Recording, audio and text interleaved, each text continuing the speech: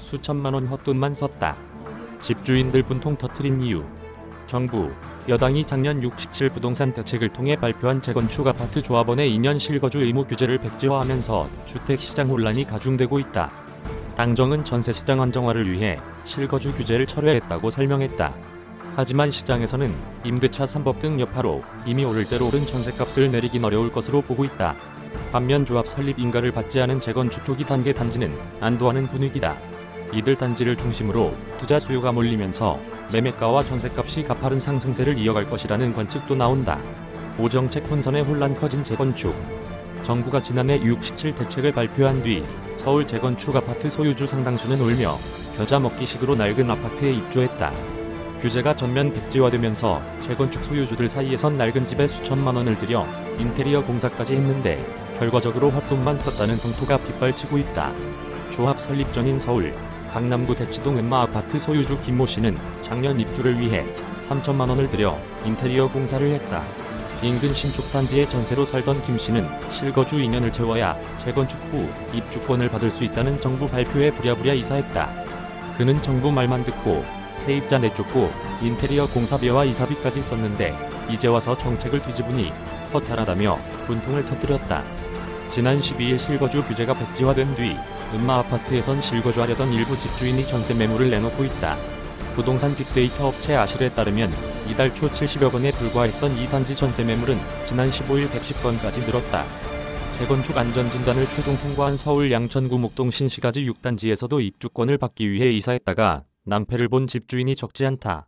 이 단지 관계자는 작년까지만 해도 세입자가 주로 이사를 왔는데 올해 이사온 가구 중 3분의 1은 집주인이었다며 인테리어 공사 차량도 부지기수로 드나들었다고 전했다.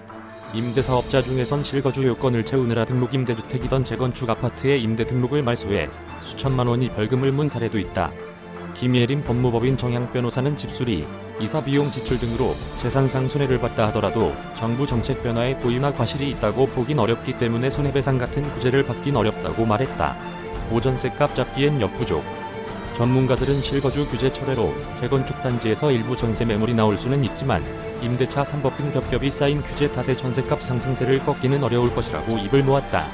국민은행 시세에 따르면 지난달 강남구 아파트 평균 전세값은 11억 5,687만 원으로 작년 6월보다 2억 7천만 원 넘게 올랐다. 같은 기간 양천구와 영등포구 전세값도 각각 1억 4천만 원, 1억 원가량 뛰었다. 음마 아파트 전용 84제곱미터는 10억 5천만 원의 전세 매물이 나와 있다. 지난달 전세 실거래가보다 5천만 원 올랐다. 대치동 지공인 관계자는 상당수 집주인이 입주를 마친 만큼 지금보다 매물이 더 늘어나긴 힘들 것이라며 집수리를 새로 한 곳이 많아 향후 나오는 매물은 전세값이 비싸질 가능성이 크다고 강조했다. 목동 시공인 관계자도 목동은 학군이 좋아 전세 수요가 많아 전세값이 내려가긴 어려울 것으로 내다봤다. 토지거래 허가구역으로 묶여 실거주 의무 규제가 있는 대치동, 압구정동, 여의도동, 목동 등은 전세 물량이 더더욱 늘기 어려울 것이란 관측이다. 일각에서는 조합 설립 전 재건축 단지를 중심으로 투자 수요가 증가할 것이란 전망이 나온다. 압구정동에선 전체 6개 구역 중 1, 6구역이, 여의도에선 시범, 광장 아파트를 제외한 13개 재건축 단지가 조합 설립을 받지 않았다. 목동 신시까지도 14개 단지 모두 조합 설립 문턱을 넘지 못한 상태다.